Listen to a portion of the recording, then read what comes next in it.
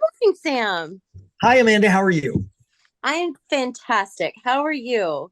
Good. It looks like a very cozy blanket behind you. It is. It is. I am currently sitting on my couch. I'm showing you the view of the professional view. Laundry pile right there hasn't been All done right. yet. Yeah, Okay. Not. I thought I don't judge you. I support you. I thought you'd appreciate that. So, Sam, tell me first of all. I think it is fascinating that you were actually one of the founding people of the Critics' Choice Association. Well, the story, as all great successes, it begins in a napkin about a little more than 30 years ago.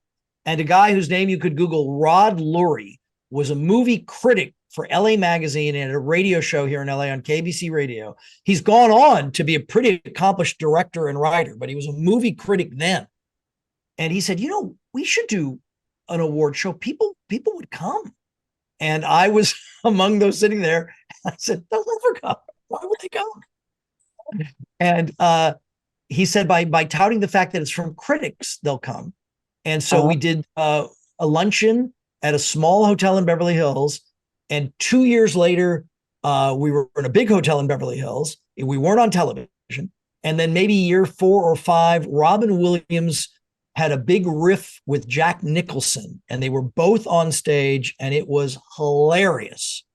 And somebody had the wherewithal to videotape that. And that tape enabled us to be on the E channel for a couple of years with they just had a camera in the back. And then I went in to the then WB network with a manager to sell them the Critics' Choice Awards. And we sit down, and the executives go, my gosh, the stars you have, it's amazing. Are they all going to, will they show up this year? And I'm like, they've shown up every year. Yeah, they'll show up.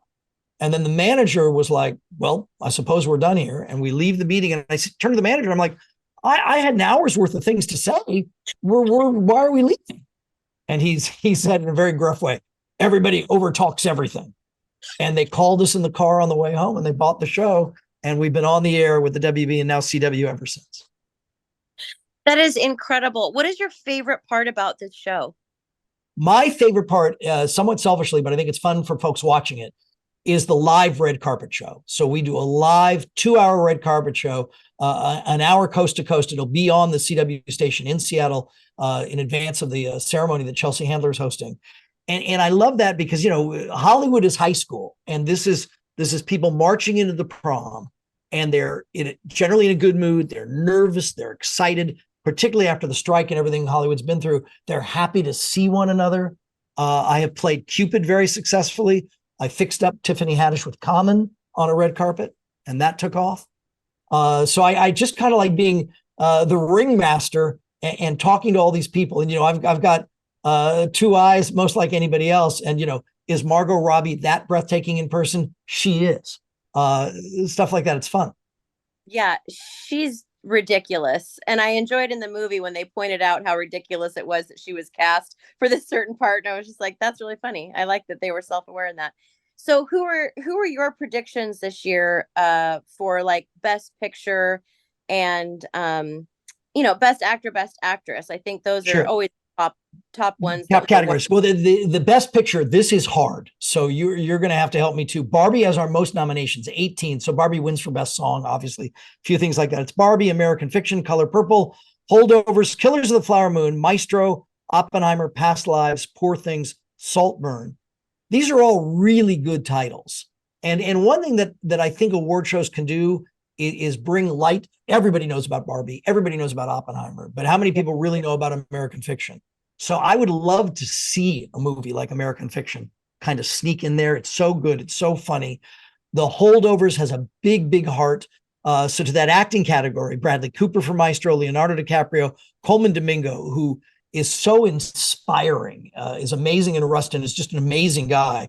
Paul Giamatti for The Holdovers, Cillian Murphy for Oppenheimer, Jeffrey Wright for American Fiction. Paul Giamatti has this depth and is well-liked and is popular. I could see him winning. I'd say the only one who's probably not going to win is Leonardo DiCaprio, even though he's got the biggest name. I think a lot of people thought that Killers was good, but maybe he wasn't quite in the right role. So I think maybe Paul Giamatti there. Best actress, it's Lily Gladstone for Killers of the Flower Moon. Sandra Hüller, Anatomy of a Fall, Greta Lee for Past Lives, Carey Mulligan for Maestro, Margot Robbie for Barbie, Emma Stone for Poor Things. And here's kind of a flex. This Poor Things is weird. It's just very unusual, kind of a female Frankenstein movie. She was on that very popular Smartless podcast for an hour. It was charming, delightful, terrific. Never mentioned the movie once. I thought what's cooler than doing a promotional interview during award season and not promoting the movie. So we'll see. Isn't that funny? Wow.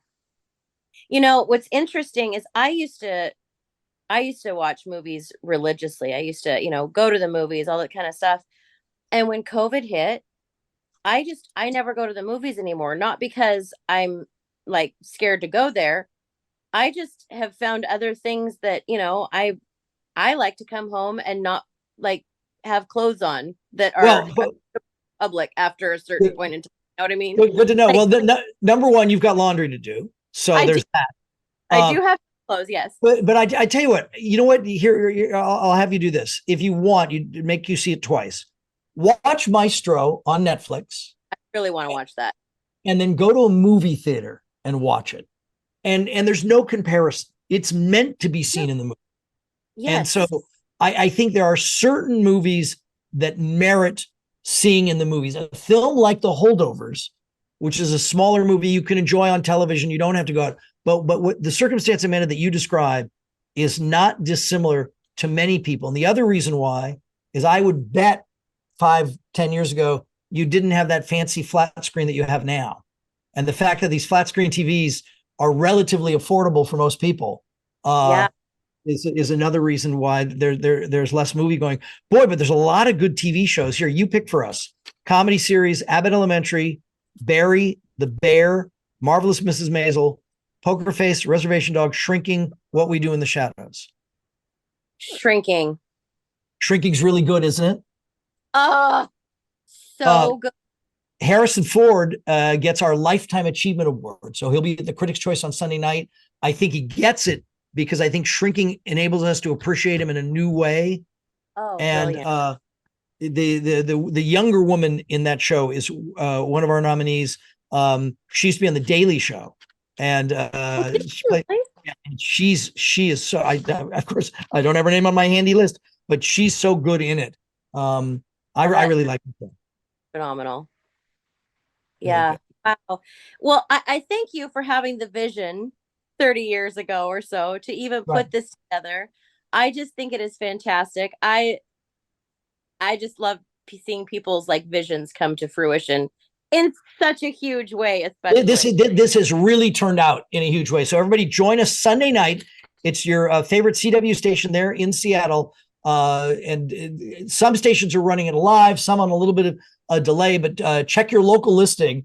Red Carpet Show West Coast time starts at 3. A lot of people might be airing it at 6. The ceremony at 4 p.m. or 7 p.m. But tune in for us on Sunday.